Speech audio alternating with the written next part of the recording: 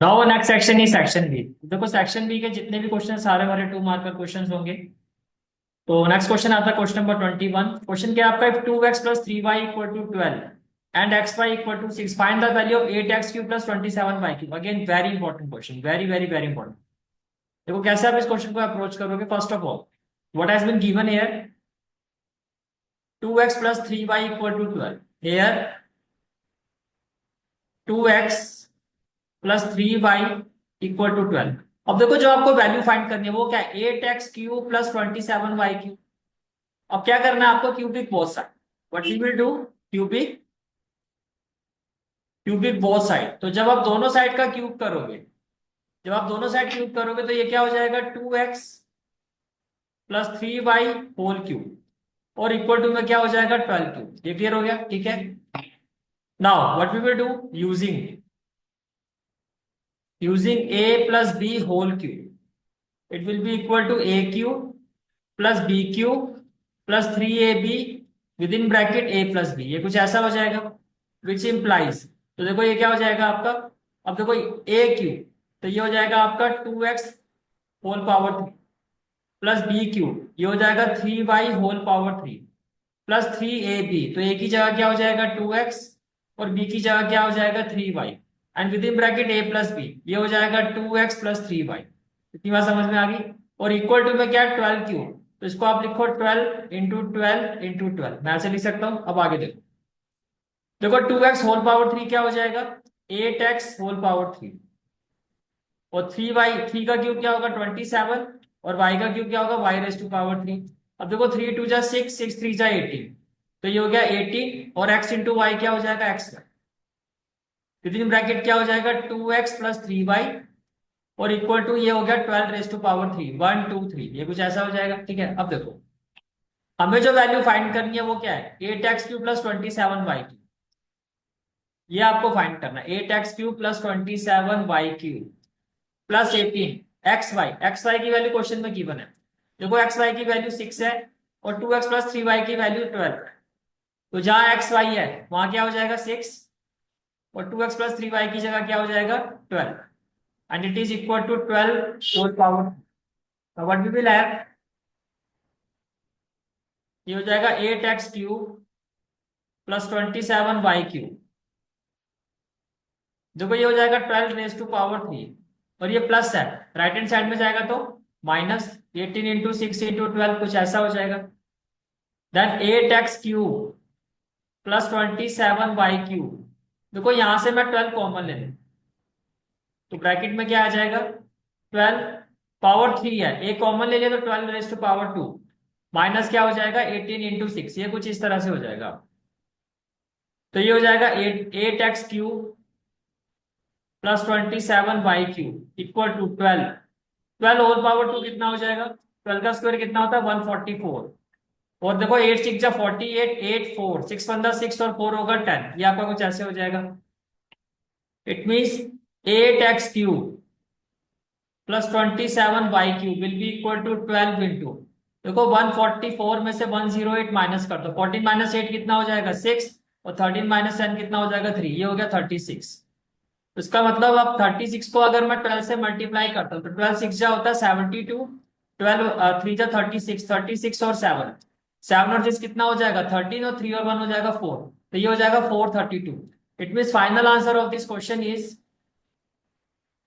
8x³ + 27y³ equal to 432 and this is the final answer of this question. This is the final answer of this question. Is it clear? ठीक है। This is the analysis of question number 20.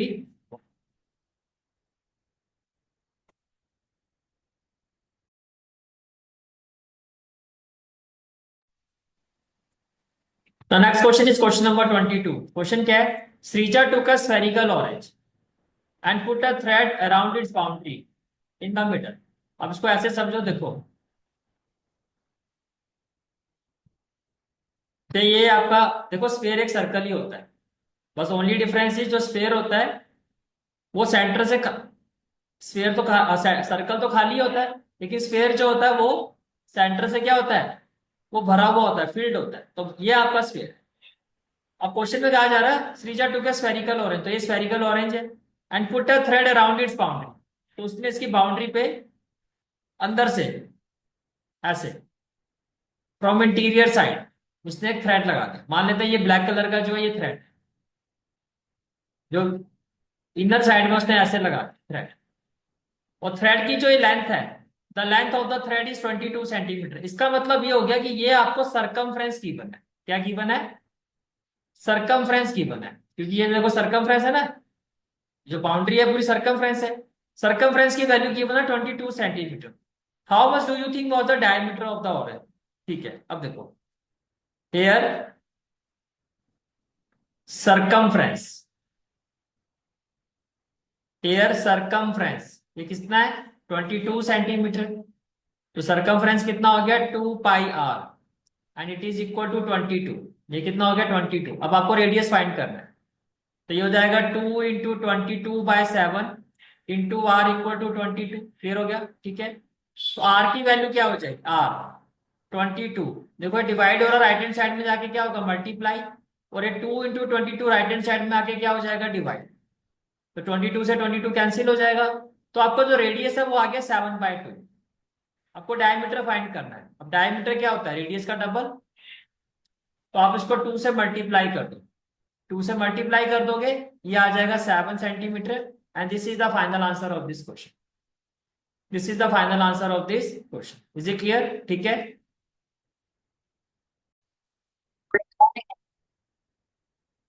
Next question जो है वो इसी question का optional question है। Question देखो क्या था, surface area of two hemisphere are in the ratio 25:49, find the ratio of the radius. देखो हेमिस्फीयर की जो हेमिस्फीयर होता है जस्ट लाइक अ बाउल, ये हेमिस्फीयर।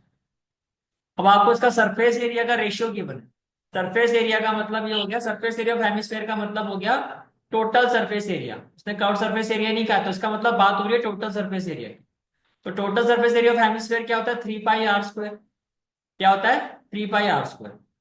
तो देखो according to the question,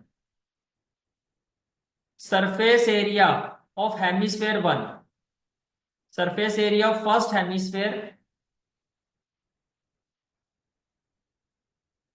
upon surface area of second hemisphere, दोनों का रेशियो गिवन है। और ये रेशियो कितना है? 25/49। अब मान लेते हैं जो फर्स्ट हेमिस्फेयर जो है, ये जो फर्स्ट हेमिस्फेयर है, हम मान लेते हैं इसका जो रेडियस है, ये जो फर्स्ट हेमिस्फेयर है मान लेते हैं इसका जो रेडियस है वो r1 है, तो इसका रेडियस हमने ले लिया r1 और इसका रेडियस हमने ले लिया 8। ये क्लियर हो गया? तो सरफेस एरिया फर्स्ट हेमिस्फेयर क्या हो जाएगा? 3 पाई r1 स्क्वायर। तो सेकंड हेमिस्फेयर में क्या होगा? 3 पाई, लेकिन यहाँ पे रेडियस की जगह हो जाएगा r2 square, right? Equal to में क्या हो जाएगा? 25/49। ये क्लियर हो गया? ठीक है, नाउ देखो 3 से 3 कैंसिल, पाई से पाई कैंसिल। अब देखो दोनों में जो पावर है वो सेम है, तो मैं इसको ऐसे भी लिख सकता हूँ r1/r2 होल पावर 2। और ये 25/49 है। 25 किसका स्क्वायर होता है? 5 का, 5 × 5। और 49 किसका स्क्वायर होता है? 7 × 7। ये क्लियर हो गया? ठीक है, तो क्या मैं इसको ऐसे ले सकता हूँ r1/r2 होल पावर 2, इसको मैं ले सकता हूँ 5/7 होल पावर 2, बिकॉज ये 5 का स्क्वायर है, यहाँ 7 का स्क्वायर है, स्क्वायर से स्क्वायर कैंसिल। तो r1 और r2 यानी कि दोनों की जो रेडियस का रेशियो है वो क्या हो जाएगा? 5:7। क्या हो जाएगा? 5:7। And this is the final answer of this question. This is the final answer of this question. Is it clear? ठीक है,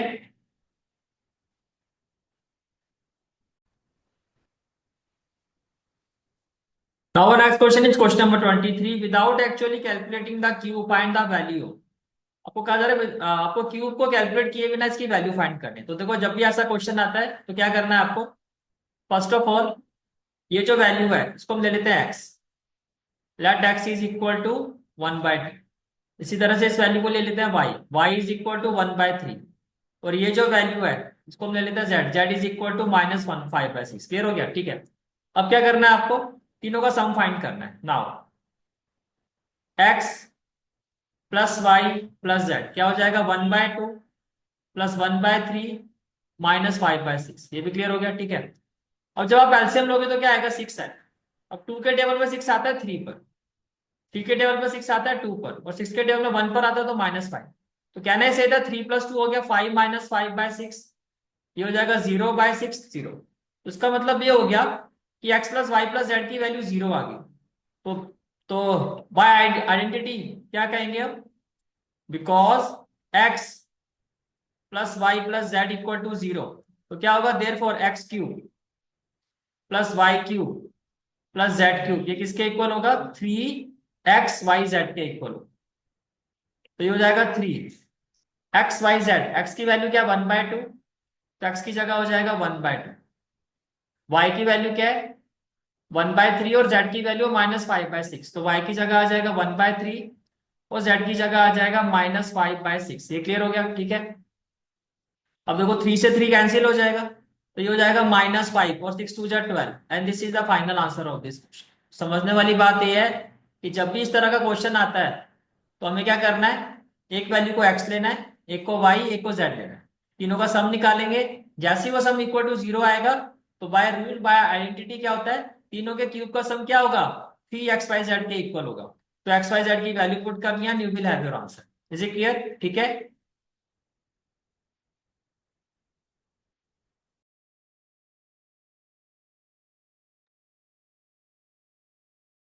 नेक्स्ट क्वेश्चन जो है इसी क्वेश्चन का ऑप्शनल क्वेश्चन है। Question is if a + b + c = 7 and ab + bc + ca = 22, then find a² + b² + c²। हमें a² + b² + c² find करना है। तो देखो कैसे करोगे इस क्वेश्चन को।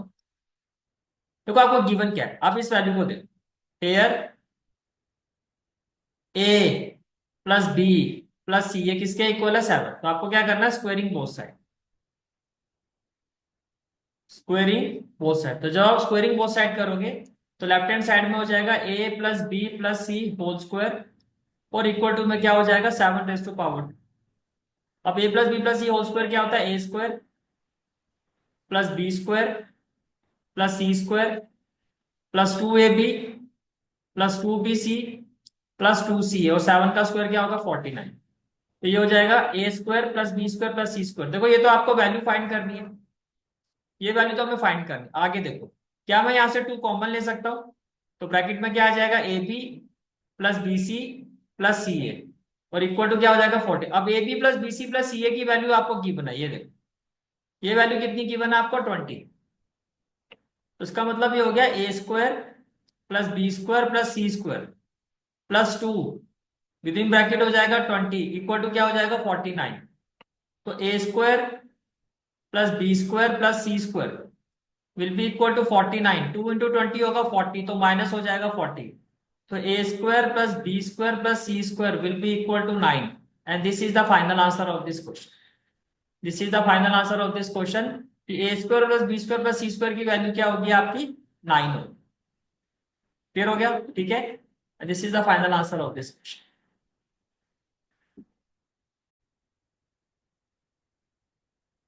Now next question is question number 24. If a line represented by the equation 3x + ky = 8 passes through 1, 1, then find the value of k. Then find the value of k. तो देखो क्वेश्चन में क्या कहा जा रहा है, ये जो इक्वेशन है ये इस पॉइंट से पास हो रहा है, तो इसका मतलब ये कि ये जो पॉइंट है वो इसको सेटिस्फाई करेगा। Here 1, 1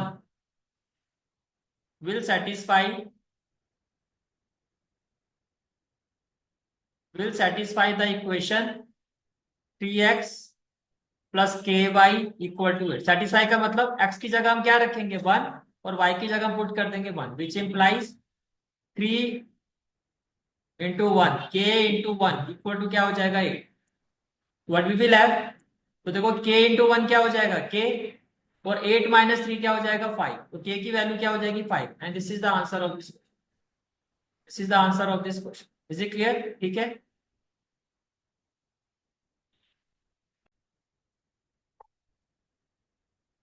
Next question is question number 25. Again, very important question. Question क्या है, in the given figure, AD is the bisector of angle BAC। देखो AD, ये AD है, ये एंगल BAC को बाइसेक्ट कर रहा है। बाइसेक्ट करने का मतलब ये हो गया, ये हाफ एंगल अगर एंगल 1 लेते हैं, अगर हम इसको एंगल 2 लेते हैं, तो एज पर क्वेश्चन जो एंगल 1 है वो एंगल 2 के इक्वल है। अच्छा, उसके बाद क्या कहा जा रहा है, angle CPD is equal to angle BPD. Angle CPD ये वाला एंगल से ये एंगल 3 है, इक्वल टू एंगल बीपीडी, ये एंगल 3 एंगल 4 के इक्वल है। तो आपको कहा जा रहा है प्रूव करना है आपको कि ट्राइंगल सीएपी जो है वो कॉन्ग्रुएंट होगा ट्राइंगल बीएपी के। ओके, तो देखो कैसे हम इस क्वेश्चन को अप्रोच करेंगे। फर्स्ट ऑफ ऑल इसको हम ले लेते हैं एंगल 1, इसको हम ले लेते हैं एंगल 2, इसको हम ले लेते हैं एंगल 3, इसको ले लेते हैं एंगल 4। तो first of all here angle 1 is equal to angle 2, ये आपको गिवन है, ठीक है। And angle 3 is equal to angle 4, ये भी क्वेश्चन में गिवन है, ये भी क्वेश्चन में क्या है, गिवन है, ठीक है। अब एंगल 1 एंगल 2 के इक्वल है, एंगल 3 एंगल 4 के इक्वल है। अब देखो क्या आप एग्री करते हो, अगर मैं इसको लेता हूं एंगल 5 और मैं इसको लेता हूं एंगल 6, तो पहले देखो now can I say that angle 3 plus angle 5 ये 180 डिग्री के इक्वल होगा क्योंकि लीनियर पेयर है। इसी तरह से एंगल 4 प्लस एंगल 6 ये भी 180 डिग्री के इक्वल होगा। वाई, ये भी क्या है आपका लीनियर पेयर है। अब देखो ये राइट हैंड साइड 180 180, इसका मतलब ये हो गया कि इन दोनों इक्वेशन में जो एंगल 3 प्लस एंगल 5 है ये एंगल 4 प्लस एंगल 6 के इक्वल है। अब देखो एंगल 3 किसके इक्वल है, एंगल 4 के इक्वल है। इसका मतलब ये हो गया अगर मैं एंगल 3 की जगह एंगल 4 रखता हूं तो देखो 4 से 4 कैंसिल हो गया, तो आपने प्रूव कर दिया कि एंगल 5 जो है एंगल 6 के इक्वल है। ये प्रूव कर दिया आपने। अब देखो अब हमें प्रूव करना है कि दोनों ट्राइंगल जो है वो कॉन्ग्रुएंट होंगे। तो देखो इन ट्राइंगल सी ए पी, जो आपको प्रूव करना है इन्हीं को लिखोगे, सी ए पी और B A P. In triangle C A P and triangle B A P, first of all what can I say that angle 1 is equal to angle 2, ये question में given है आपको। अब देखो इन दोनों triangle में जो एपी है ये कॉमन साइड है, एपी जो है ये कॉमन साइड है, तो आप कहोगे AP is equal to AP, ये दोनों ट्राइंगल में क्या है, कॉमन है। Apart from that can I say that angle 5 equal to angle 6, ये भी आपने प्रूव किया है ना प्रूफ। तो इसमें लिखोगे प्रूव्ड अबव, प्रूव्ड अबव। इसका मतलब ये हो गया that triangle C A P is congruent to triangle BAP by angle, side, angle criteria, and this is the final answer of this question. Is it clear? ठीक है। और इसी के साथ हमारा सेक्शन बी भी होता है कंप्लीट।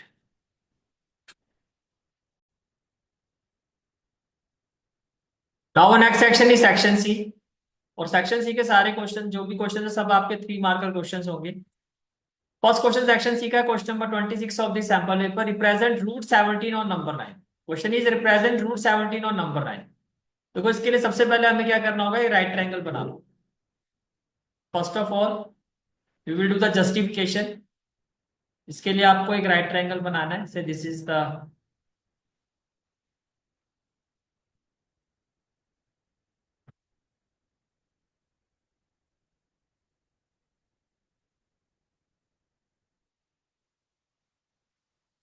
ये आपने राइट ट्रायंगल। अब हमें क्या करना है सबसे पहले कि ये जो हाइपोटेन्यूज है ये रूट 17 बनाना है, ये वाला।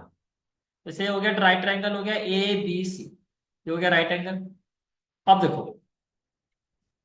Late A B equal to 1 A B को मैंने क्या ले लिया, 1 और बीसी को मैंने ले लिया 4 तो ए बी हो गया 1 और बीसी हो गया 4। तो बाय पाइथागोरस थ्योरम क्या होगा, A C whole power two A C square will be equal to A B square plus B C square. इसको भी आप डायरेक्टली लिखो ऐसे,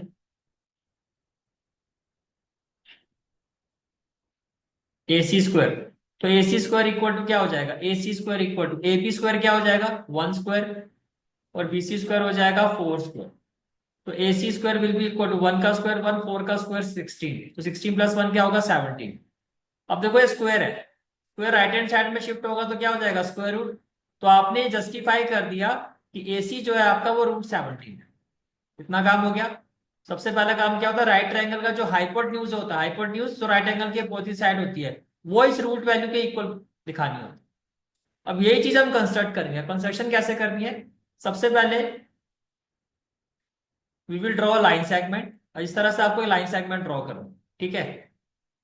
और इस लाइन सेगमेंट पर आप एक पॉइंट ले लो O, आपने पॉइंट ले लिया O, क्लियर हो गया, ठीक है। अब देखो हमने कहा था 1 यूनिट जो है, 1 यूनिट वो कितनी है, वो है 4 सेंटीमीटर। 1 यूनिट कितनी है, 4 centimetre. Uh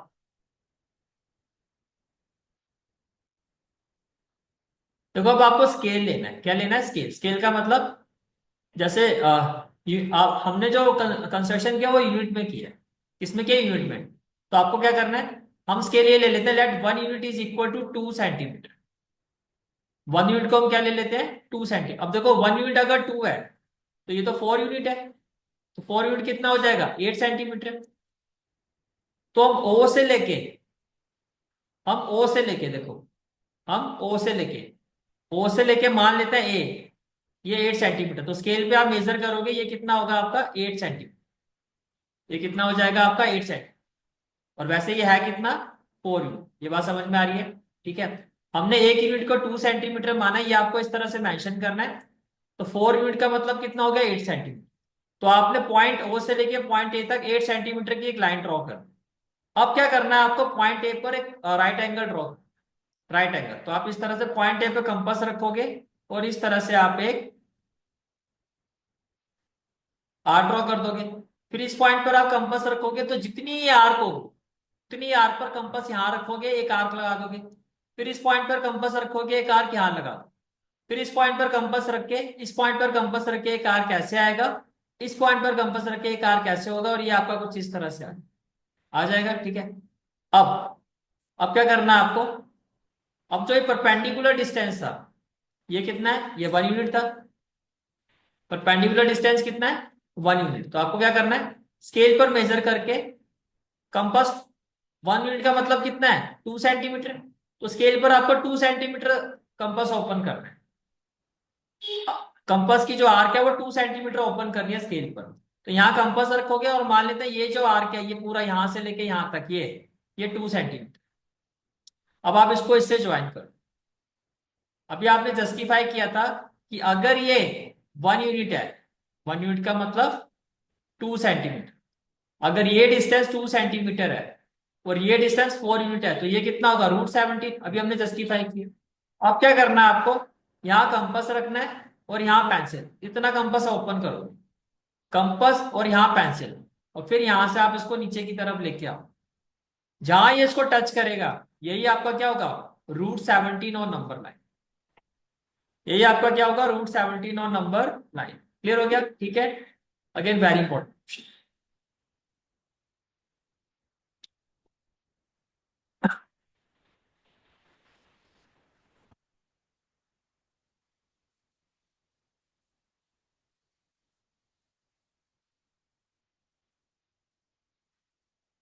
next question is question number 27। Question क्या है देखो, AB is a line segment. तो देखो ये आपको फिगर गिवन है, AB is a line segment and P is its mid point, और P इसका mid point. D and E are the point on the same side of AB। देखो AB की एक ही साइड पर एक पॉइंट D है और एक point E। Such that angle BAD is equal to angle AB। Such that angle BAD, देखो ये B है, ये A है, D है। तो ये वाला जो एंगल है एज पर क्वेश्चन वो इस एंगल के क्या है, इक्वल है। और क्वेश्चन में कहा जा रहा है एंगल EPA, एंगल EPA ये वाला एंगल, ये जो एंगल है वो एंगल DPB वो इस एंगल के इक्वल है। ये बात समझ में आ रही है। Show that AD equal to B, आपको क्या शो करना है कि ये जो AD है, ये AD ये BE के क्या है, ये इक्वल होगा। अब इस पे सबसे पहला काम क्या करना है आपको, मान लेते हैं ये वाला जो एंगल है ये 1 है, इसको आप ले लो 2, ये हो गया 3, ये हो गया 4, और इसको हम मान लेते हैं 5। सबसे पहले आप लिखोगे एज क्वेश्चन में गिवन है कि एंगल 3 जो है वो एंगल 4 के इक्वल है। तो हम इन दोनों एंगल में इस एंगल को ऐड करें, adding angle 5 to both side, adding angle 5 to both side. तो क्या हो जाएगा, ये हो जाएगा एंगल 3 प्लस एंगल 5 और ये हो जाएगा एंगल 4 प्लस एंगल 5। ये क्लियर हो गया? ठीक है, आप देखो, आप एंगल 3 में एंगल 5 को ऐड करोगे तो ये पूरा एंगल क्या हो जाएगा? ये पूरा एंगल हो जाएगा आपका ए पी डी। हो गया? तो ये हो जाएगा angle A P D equal to, इसी तरह से अगर आप एंगल 4 में, इसी तरह से आप एंगल 4 में अगर इस एंगल 5 को ऐड करते हो तो ये पूरा एंगल क्या हो जाएगा? Angle B P E. पूरा एंगल क्या हो जाएगा? Angle B P E. ये हो गया। बस यही इस क्वेश्चन का मेन पार्ट है। जैसे आपने ये चीज प्रूव कर दी, अब हमें प्रूव करना है, हमें क्या प्रूव करना है? एज पर क्वेश्चन आपको शो करना है A D is equal to B. ये देखो ए डी है और ये आपका क्या है? बी। अब एडी जो है वो किस ट्राइंगल का पार्ट है? एडी जो है आपका वो ट्राइंगल ए पी डी का पार्ट है, और बीई जो है वो ट्राइंगल बी पी ई का पार्ट है। तो हमें क्या करना है? दोनों ट्राइंगल को कॉन्ग्रुएंट प्रूव करना है। तो आप लिखोगे in triangle A P D and triangle B, ये हो गया ए पी डी और ये हो गया B P E. B P. तो सबसे पहले देखो, अब देखो मैं अलग अलग कलर में इनको शो कर देता हूँ। ये वाला हो गया आपका ए पी, ये हो गया ब्लू कलर। तो दूसरे ट्राइंगल को मैं रेड कलर में ले लेता हूँ, ये हो गया ऑरेंज कलर में ले लेता हूँ। ये हो गया आपका बीपी। अब दोनों ट्राइंगल में ध्यान से देखो। देखो ब्लू वाले ट्राइंगल में एंगल 1 जो है ऑरेंज वाले ट्राइंगल के एंगल 2 के इक्वल है, क्वेश्चन में गिवन है। तो आप लिखोगे angle 1 is equal to angle 2 why, it has been given. फिर क्वेश्चन में कहा गया पी जो मिड पॉइंट है। तो देखो ब्लू वाले ट्राइंगल के ये वाला जो पार्ट है और ऑरेंज वाले ट्राइंगल का ये वाला पार्ट, ये इक्वल होगा क्योंकि ये मिड पॉइंट है। फिर आप कहोगे AP is equal to PB या BP.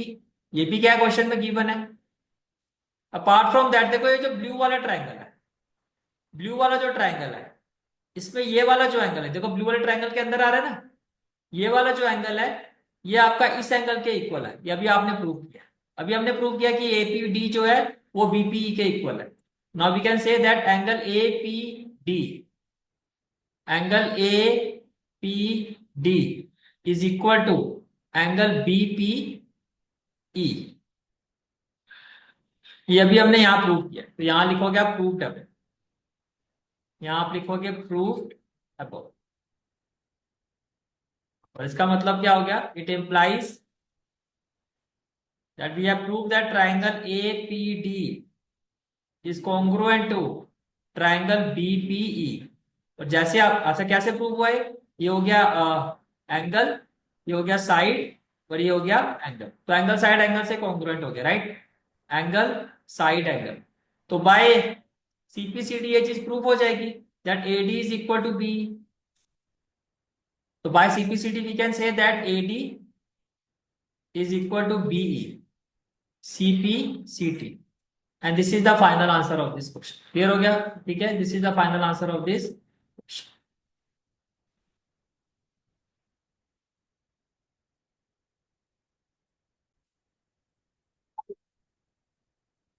The next question is question number 28. Question is a corn cob shaped somewhat like a cone. ये देखो, ये जो है इसकी शेप किसकी तरह है? कॉर्न की तरह है। Has the radius of its broadest end as 2.1 centimetre. ये इसका ब्रॉडेस्ट एंड है और इसमें जो ये रेडियस है एज पर क्वेश्चन ये कितना है? ये 2.1 सेंटीमीटर। लेंथ हाइट, हाइट का मतलब ये वर्टिकल हाइट, ये वर्टिकल हाइट h ये किसके इक्वल है? It is equal to 20 centimetre. If each 1 centimeter square of the surface of the cob carries an average of 4 grain, को कहा जा रहा है कि जैसे मान लो कि ये इतना हिस्सा जो है ये 1 सेंटीमीटर स्क्वायर है, ये वाला, ये रेड वाला। तो इतने हिस्से में जो है कितने ग्रेन्स है, कितने मक्की के दाने? 4। यानी कि 1 सेंटीमीटर स्क्वायर में अप्रोक्सीमेट 4 मक्की के दाने होते, मान के चल रहे हैं।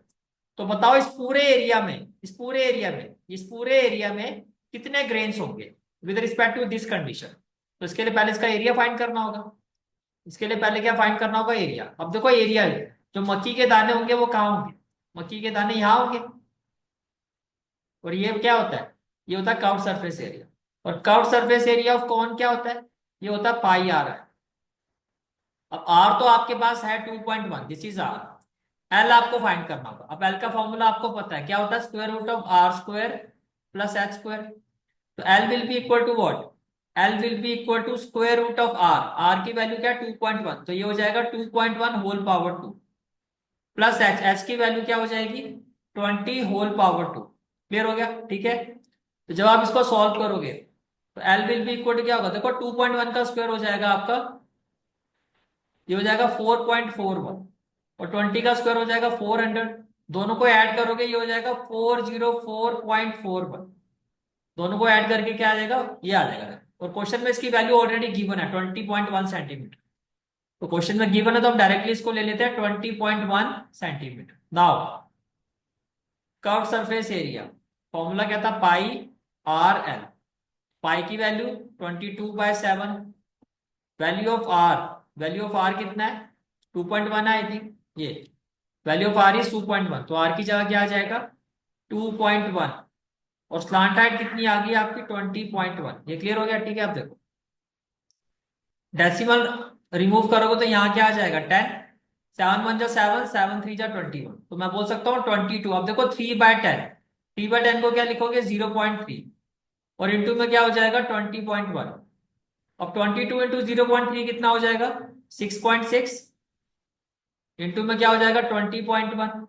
अब इसको अगर मैं मल्टीप्लाई कर दूं तो देखो ये हो गया 201, इसको मल्टीप्लाई करना 66 से, 6 1 जा 6, 6 0 जा 0, 6 2 जा 12, ये भी हो जाएगा 6021, तो ये आ जाएगा 662 और 31। अब देखो 20.1 था और 6.6 था, तो डेसिमल के बाद यहाँ पे 1 डिजिट है और यहाँ पे 1, 1 और 1 कितना हो गया 2, तो बेसिकली हो गया 132.66 सेंटीमीटर स्क्वायर, ये आपका एरिया है, ठीक है। अब देखो now number of grains as per question, number of grains in 1 centimeter square area, 1 centimeter square area में कितने grains है 4, therefore total number of grains in 132.66 centimeter square area, तो ये किसके इक्वल हो जाएगा, it will be equal to 4 into 132.66, इसको multiply कर दो। तो जब मल्टीप्लाई करोगे 432.66 को 4 से, तो 6 4 द 24, 6 4 द 24, और 2 कितना हो जाएगा 26, 4 2 जा 8 और 2 10, 4 3 जा 12 और 1 13, 4 1 जा 4 और 1 5, तो यह आएगा 530.64, the approximate which is equal to 531 grains, 531 grains, and this is the final answer of this question. Is it clear, ठीक है, this is the final answer of this.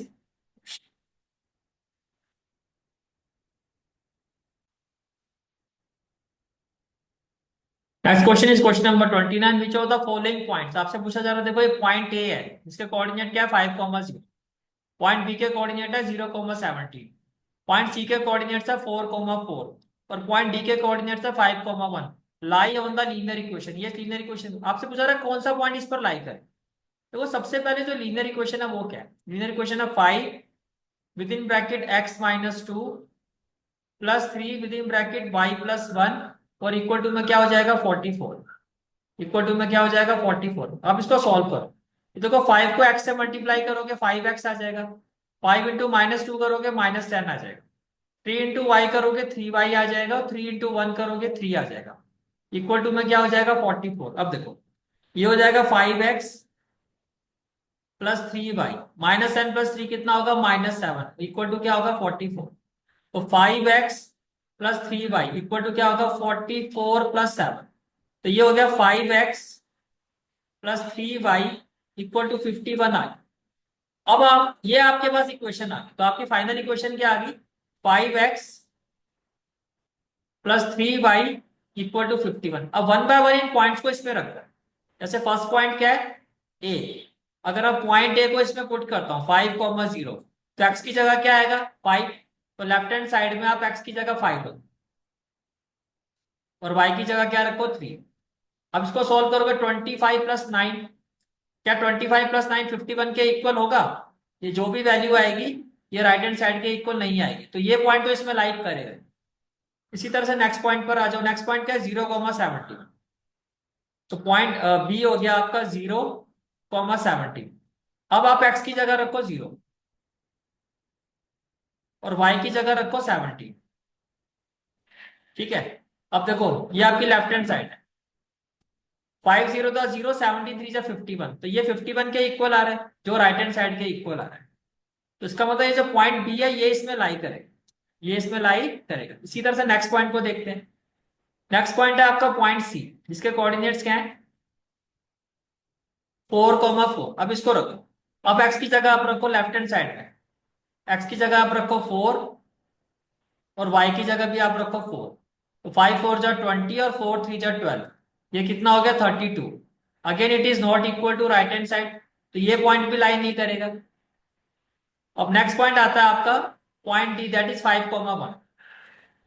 तो पॉइंट डी को अगर मैं रखता हूं 5,1, तो 5,1, अब देखो एक्स की जगह क्या रखोगे 5 और y की जगह क्या आएगा 1, तो देखो ये होगा 25 + 3। Again it is not equal to, ये जो लेफ्ट हैंड साइड है it is not equal to right hand side. इसका मतलब सिर्फ पॉइंट बी ही लाइक है, that is therefore only point B, only point B with coordinate 0,17 will lie on given equation, and this is the final answer of this question.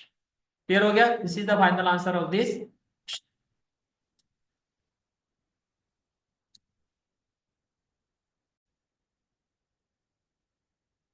Next question जो है इसी question का optional question, आपको कहा जा रहा है find the value of p if x is equal to 2 y equal to 3 is a solution of this equation। आपको कहा जा रहा है ये जो वैल्यू है x और y, ये दोनों वैल्यू जो है इस इक्वेशन का सॉल्यूशन है, तो ये इसको सेटिस्फाई करें।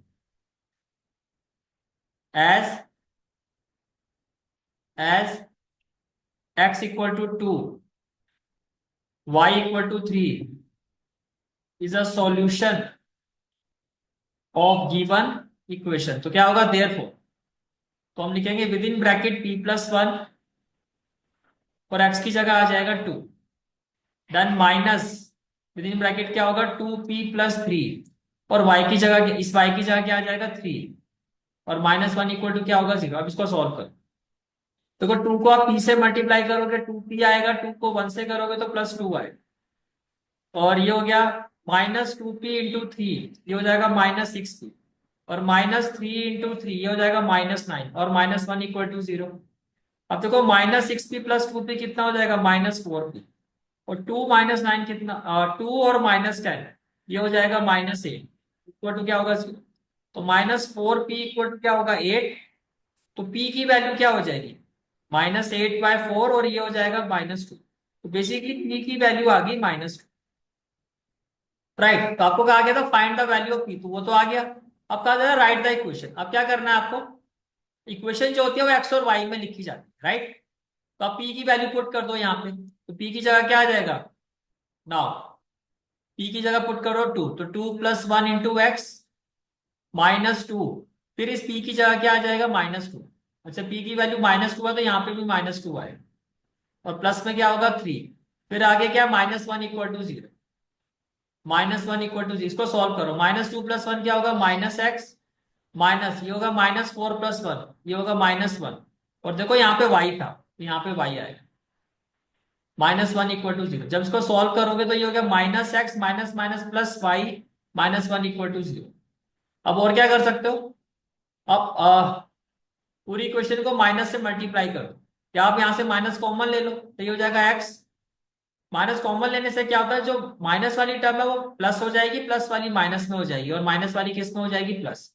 यह -0 के पास जाके 0 ही हो जाएगा, तो x - y+1 equal to 0।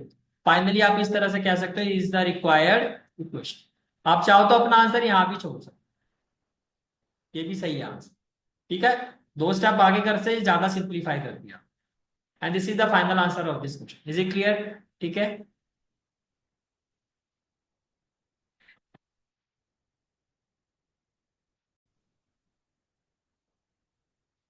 Next question is question number 30, again very important question. आपको कहा जा रहा है PO Q is the line, तो सबसे पहले क्या करना है आपको, एक लाइन ड्रॉ कर।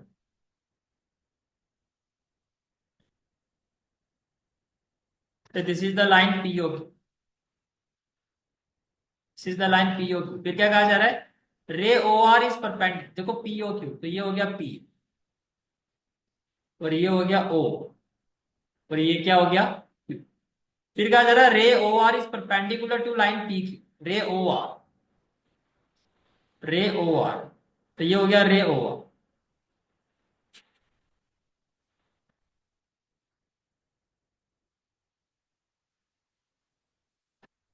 So this is ray OR. As per question, ray OR is perpendicular. तो ये perpendicular है on PQ। फिर कहा जा रहा है OS is another ray lying between OP and OR। OS जो है वो OP और OR के बीच में एक रे है, तो OP और OR के बीच में हम एक रे ले लेते हैं OS, तो ये हो गया OS।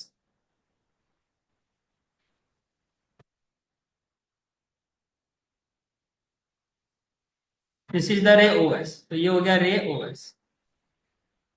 ठीक है। अब क्वेश्चन में कहा जा रहा है प्रूव दैट, ये आपको प्रूव करना है। तो first what we have to prove, to prove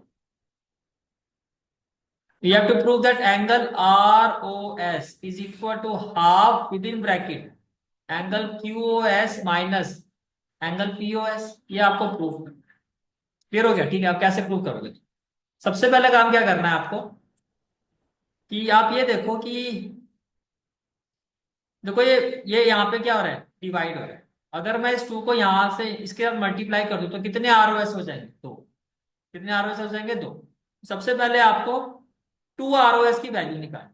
to ROS कैसे निकलेगा, एक बार लेफ्ट हैंड साइड से आप ROS की वैल्यू निकालो। देखो ये लेफ्ट हैंड साइड है, तो अगर मैं आपसे पूछूं इस ROS की वैल्यू क्या होगी, तो आप कहोगे सर ये जो ROS है, अगर आप POR में से अगर आप POR में से ये वाला एंगल माइनस कर दो तो ये वाला एंगल आ जाएगा। तो आप can I say that angle ROS will be equal to, देखो एंगल POR माइनस क्या हो जाएगा, एंगल POS। ठीक है। अब देखो, अब दूसरी बात समझने वाली यहां पर ये है कि देखो ये 90 है तो ये भी 90 होगा, इसका मतलब POR की वैल्यू कितनी है, 90। तो मैं इसको ऐसे भी ले सकता हूं, angle ROS is equal to 90 degree minus POS। इसको आप ले लो क्वेश्चन में। अब यही राइट ROS की वैल्यू हम राइट हैंड साइड से निकाल।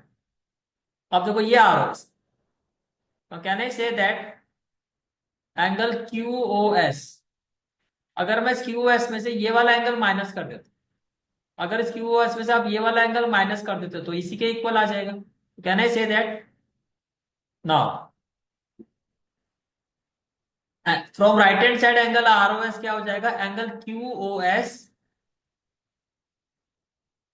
Minus angle QOR।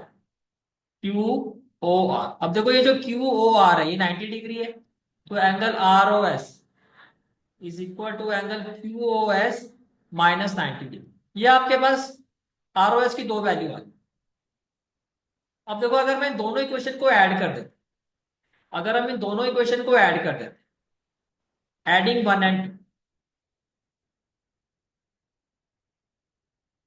Adding one and, तो देखो लेफ्ट हैंड साइड में ROS प्लस ROS ये हो जाएगा ट्वाइस ऑफ ROS, और राइट हैंड साइड में ये क्या है, 90 डिग्री माइनस POS। इसमें आप ऐड कर दो एंगल QOS माइनस 90 डिग्री, तो देखो 90 से 90 कैंसिल हो जाएगा, तो twice of angle ROS will be equal to, पहले पॉजिटिव वैल्यू लिखो एंगल QOS, फिर हो जाएगा माइनस एंगल POS। तो एंगल ROS की वैल्यू क्या हो जाएगी, एंगल ROS देखो ये मल्टीप्लाई हो रहा है, यहां जाके क्या होगा, डिवाइड, और विद इन ब्रैकेट क्या हो जाएगा, QOS minus angle POS। And this is the final answer of this question. Hence and this is a very very very important. ठीक है।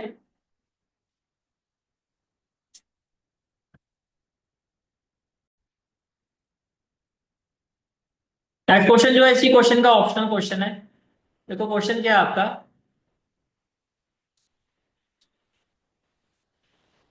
Question is in the given figure show that A B is parallel to E F. आपको show करना है कि ये जो A B है वो ई एफ के पैरेलल होगा। देखो कैसे शो कर। फर्स्ट ऑफ ऑल एक काम करते हैं, से ये एंगल आपका 1 हो, इसको क्या ले लिया आपने 1, ठीक है। और इस पूरे एंगल को मैं ले रहा हूं 2, क्या ले रहा हूं। इसी तरह से जो ये एंगल है ये, इसको मैं ले रहा हूं 3, और इसको क्या ले रहा हूं 4। सबसे पहले देखो क्लियर, अगर मैं एंगल 3 प्लस एंगल 4 को सॉल्व करता तो एंगल 3 की वैल्यू कितनी है 40 डिग्री, एंगल 4 की वैल्यू कितनी है 140, तो ये कितना आ रहा है 180। And angle 3 and angle 4 are co-interior angle, है ना। को इंटीरियर देखो, ट्रांसवर्सल लाइन के एक ही साइड है, और दोनों का सम 180 यहाँ पर आ भी गया। इसका मतलब, या ऐसे लिखो विच इंप्लाइज और को इंटीरियर एंगल हमेशा पैरेलल लाइन के बीच में होते हैं। तो इसका मतलब ये हो गया कि ये जो ई एफ है, ये जो लाइन ई एफ है, it will be parallel to C D, ठीक है। अच्छा, दूसरी बात देखो, एयर एंगल 1, ये एंगल 1 है, इज इक्वल टू एंगल 2, क्योंकि एंगल 2 देखो कितना 40 प्लस 30 70 है ना। And these are alternate interior angles. भैया इक्वल और ऑल्टरनेट इंटीरियर एंगल्स है। देखो ये ट्रांसवर्सल के लेफ्ट साइड में, ट्रांसवर्सल के राइट साइड में, दोनों इंटीरियर एंगल है। तो इसका मतलब ये हो गया कि ए बी जो है वो सी डी के पैरेलल होगा, which implies A B is parallel to C D. अब देखो आपने क्या प्रूव कर, आपने प्रूव कर दिया कि ए बी जो है वो सी डी के पैरेलल है, और ई एफ जो है वो भी सी डी के क्या है पैरेलल है। इसका मतलब ये हो गया विच इंप्लाइज, तो ए बी जो है वो भी ई एफ के क्या होगा पैरेलल है। ऐसा क्यों होगा, because two different lines, because two different lines parallel to same line, अगर दो अलग अलग लाइन सेम लाइन के पैरेलल होती हैं तो वो भी आपस में क्या होती हैं parallel, are parallel to each other, are parallel to each other. और यही आपको प्रूव करना था। Hence and this is the final answer of this. Is it clear, ठीक है।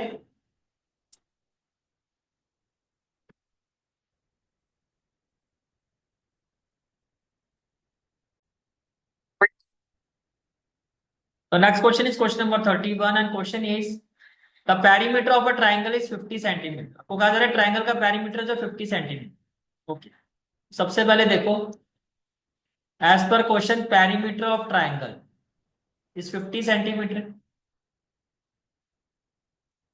फिर कहा जा रहा है three sides of the triangle are.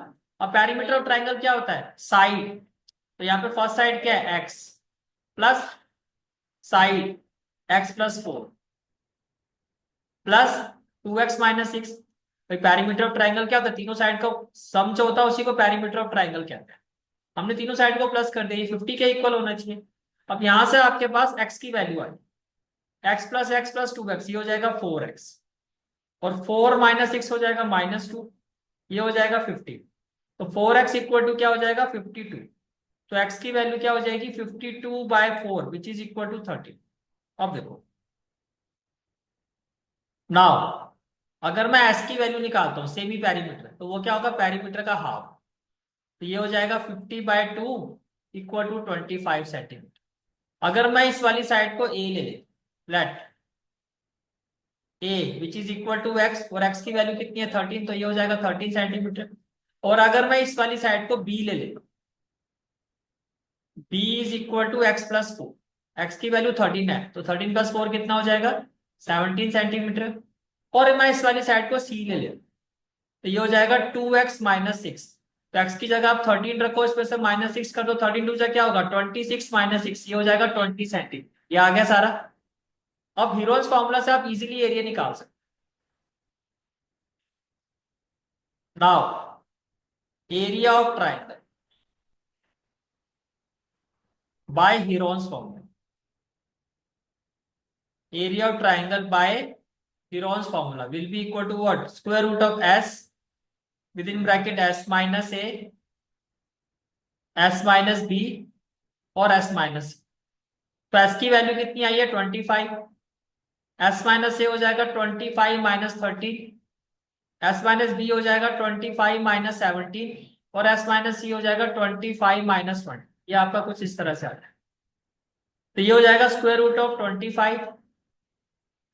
25 minus 30, ये हो जाएगा 12 और ये हो जाएगा आपका 8 और ये हो जाएगा 5। अब देखो 25 को आप क्या ले सकते हो 5 इंटू 5, 12 को आप ले सकते हो 2 2 जा 4 4 3 जा 12 और 8 को आप क्या ले सकते हो 2 इंटू 2 इंटू 2 और इंटू में क्या है आपका 5 और इंटू में क्या आ जाएगा 5। अब देखो पेयरिंग करो, ये 5 का पेयर बन गया, ये रूट से बाहर आ जाएगा, 2 का पेयर बन गया, ये भी रूट से बाहर हो जाएगा और 2 का पेयर बन गया, ये भी अब देखो बाकी क्या रह गया 5 2 जा 10 10 3 जा 30, तो ये रूट के अंदर ही रहेगा। तो फाइनल आंसर क्या होगा 5 2 जा 10 10 2 जा 20 root 30 centimetre square is the final answer of this question. ठीक है, और इसी के साथ हमारा सेक्शन सी होता है complete. This is for today's class. I hope you like this class, and if you like this class then do like, share and subscribe my channel. And don't forget to press the bell icon. Bell icon press करने से क्या होगा, जो भी मैं lecture upload करूंगा you will get the notification of that lecture. Thanks for watching this video. जहाँ तक आपके मैथ्स कोर्स की बात है, कंप्लीट मैथमेटिक्स कोर्स की जो प्लेलिस्ट का लिंक है वो आपको डिस्क्रिप्शन सेक्शन में मिल जाएगा. So bye, take care and have a great day.